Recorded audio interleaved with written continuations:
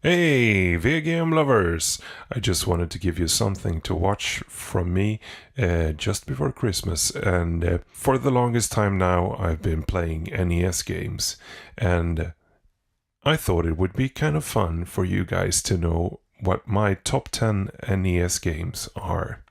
I'm Joe9, and these are my top 10 NES games. Bionic Commando. This game is really different from a lot of platformers that you see on any system, really.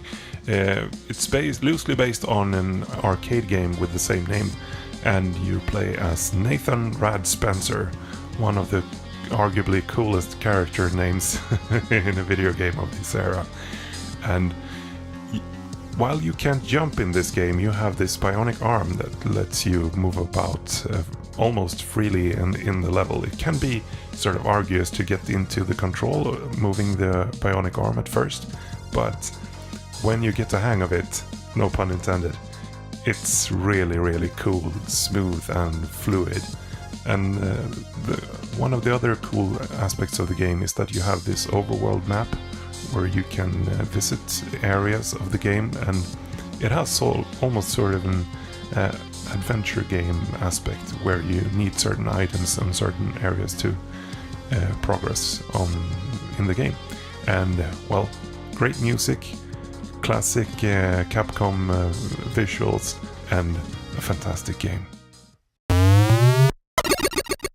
Power Blade. This game is awesome. You play as the character called Nova, who's sort of a Arnold Schwarzenegger lookalike that throws boomerangs. And boomerangs are a very underused, undervalued game weapon that has a lot of cool mechanics to it. And you can sort of upgrade your boomerang to throw more boomerangs or get a longer throw. And you have this level select, very much like Mega Man. You can take on each level in any order you like, and there's, to my knowledge, no real perk of doing a certain level in a certain order. But I guess we players each have our favorite sequence of doing the levels, and you have a boss at the end of each level, which is sort of unique to each level, and you also need to find these contact persons on each stage to get a key card for the boss room. A very cool, futuristic looking game with an awesome soundtrack. Castlevania III: Dracula's Curse. Oh man, I want this game. I've only played this game on emulation. Actually, I bought a copy from a place online, and it was actually broken, so I couldn't play beyond the start screen of the game, which kind of sucks, because I didn't actually spend a lot of money on it. But when you try to buy this game now, it's very, very expensive. But enough of that. This game is really, really cool. I love Castlevania, classic Castlevania music. I think this game of all the Castlevania games have one of the most complete soundtracks. It's spectacular, and the graphics is really good. And you also have a lot of different choices in this game. You can select which order you take on certain levels, and it all depends on which level you select, which character you will encounter and later on be able to play as. You can play as Grant Dynasty, you can play as Sylvia Belnades, and you can play as Alucard, which those of you who have played Symphony of the Night know about. And well, just a fantastic game. Try it out. Blaster Master. This game is very quirky, and I really love that side of this game.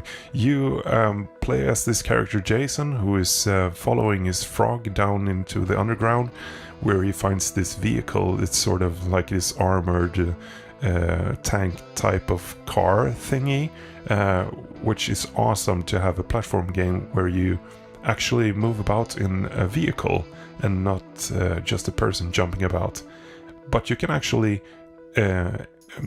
dismount your vehicle and you can move around as Jason, but you have very limited abilities. Like you can only have this little pea shooter, and you sort of take damage, very much damage from enemies and high falls and such. But when you move about in the car, you can upgrade your weapons, climb in the ceiling, shoot missiles, all these kind of cool stuff. And you also have these top-down levels where you, in the sort of dungeon areas of the game, just before the boss encounters, you can upgrade your weapons for Jason, and you can explore the game in another fashion. But this is also an Metroidvania-esque game where you go back and forth in the map and visit certain areas. You have to do a certain amount of backtracking before you can finish the game, and man, the soundtrack is good, and very, very good visuals as well. Blue Shadow. This is one of my all-time favorite ninja games ever, and you can play as two ninja characters, either single player or two player co-op. You can play as Hayate or Kaede, and they're in this sort of post-apocalyptic futuristic world where the Emperor Garuda has taken hold, and you need to plow through a couple of stages and finish some very spectacular and awesome and weird and strange bosses on each stage. You also get a multitude of classic ninja weapons, like you have your katana, and you have shurikens, and you have this sort of it's almost like a, I don't know what you call it, kusaragama sort of weapon, sort of an anchor on a line, whatever. And great visuals. The graphics in this game is very, very clean, very, very well thought through, very well designed levels. And if you have played the game Shatterhand, you know it's by the same people. And the music and the visuals, stunning.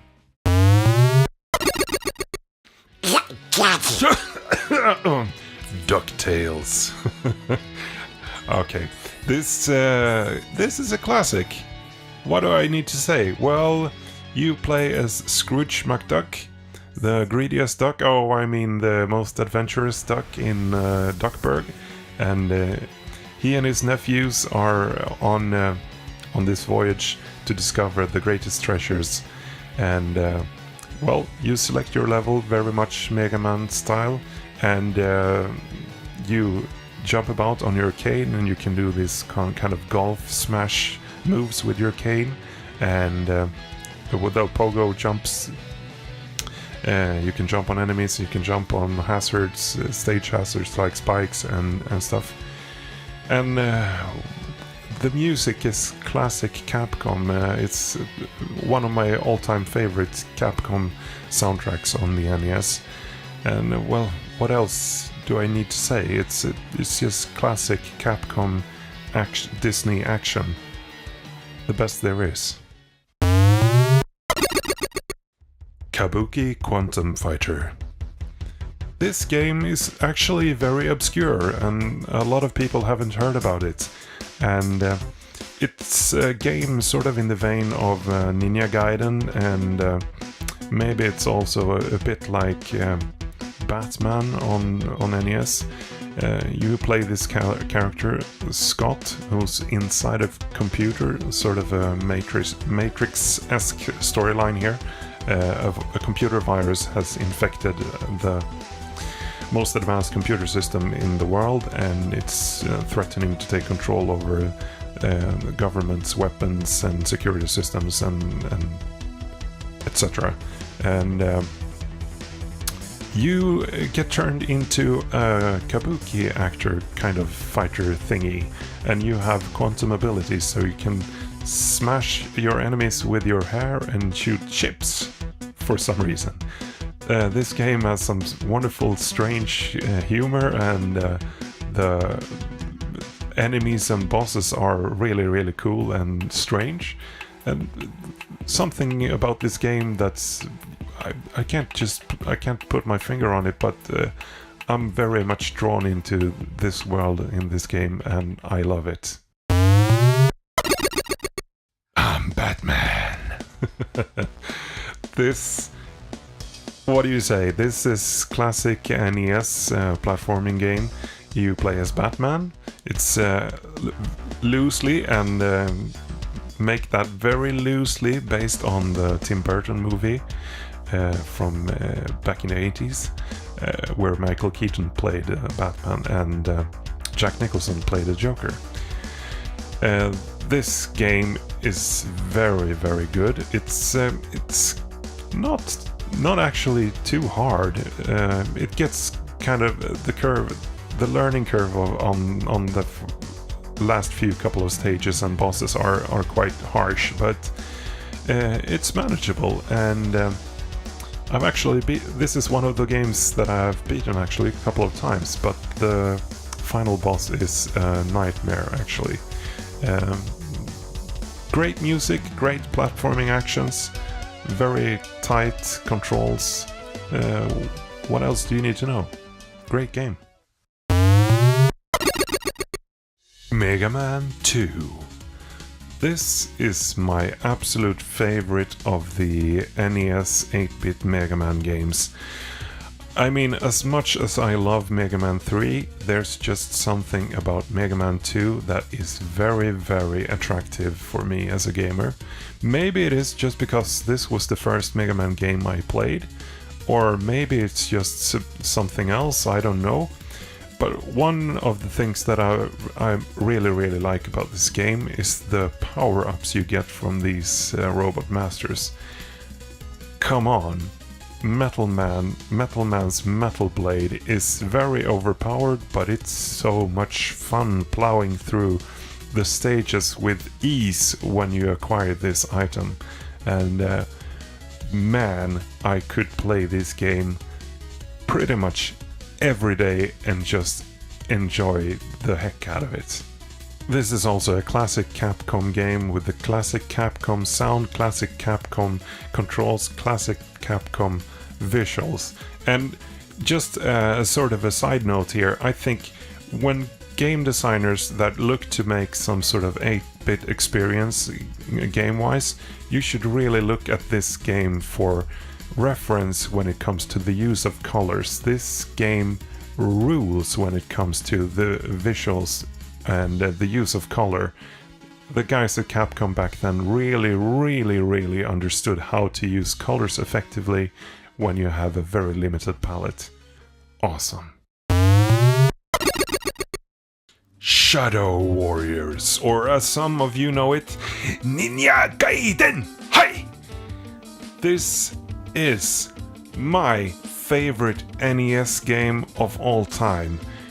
You play as the ninja Ryu Hayabusa, and you have this wonderful sort of noir-esque storyline going on, and you're fighting demons and you're hunting after ancient statues, discovering ancient cities down in South America and whatever. This game is awesome, and one of the things that I really like about this game, except that you have fantastic power-ups, but the sort of pace, the flow, you can actually this is the kind of game that actually encourages you to make speed runs where you just plow through your enemies and try to finish each stage as fast as possible. The controls are spot on. It rarely feels like you die a sheep death, maybe just a couple of places where you can sort of fall. You have these sort of middle screens with a ladder that you climb up, and if you lose your grip, you fall to your death. That can feel sort of cheap, but if you manage your items, if you know where your items are, if you have a sort of a straight tactics on just running through the stage, avoiding a couple of enemies and attacking certain enemies, and you have the strategy on the boss, you can finish this game quite easily. It's just one of those games that have a very, very unforgiving end couple of stages, where you can have a very decent speed through the first stages of the game, and then you come to a screeching halt at the end where it's just unforgivable. The upside though is that you have unlimited continues, so the game is not over until you make it over. Awesome game, awesome music, awesome visuals, 80s ninjas, what more can you ask for?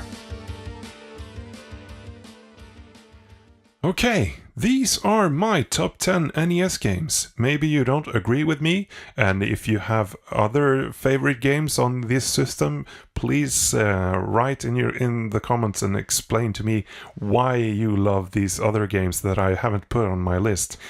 Perhaps maybe some of you were shocked that I didn't have any Mario game here, or that I didn't have any Zelda game, but to be fair, I've seen hundreds and hundreds of top 10 NES lists, and Super Mario Bros. 3 kind of always hits the top mark, and Zelda somewhere in the top 3, top 5. I love these games also, trust me, I like them very much, but I didn't want to make another top list with a very predictable top game, and well, I think I've managed to put a lot of unique games here in my top list. I'll put a link down in the description where you can check out the remixes from each of these games that I've made. I've made sort of a playlist that you can check out down in the bottom. And from me to you, I wish you all a happy holiday.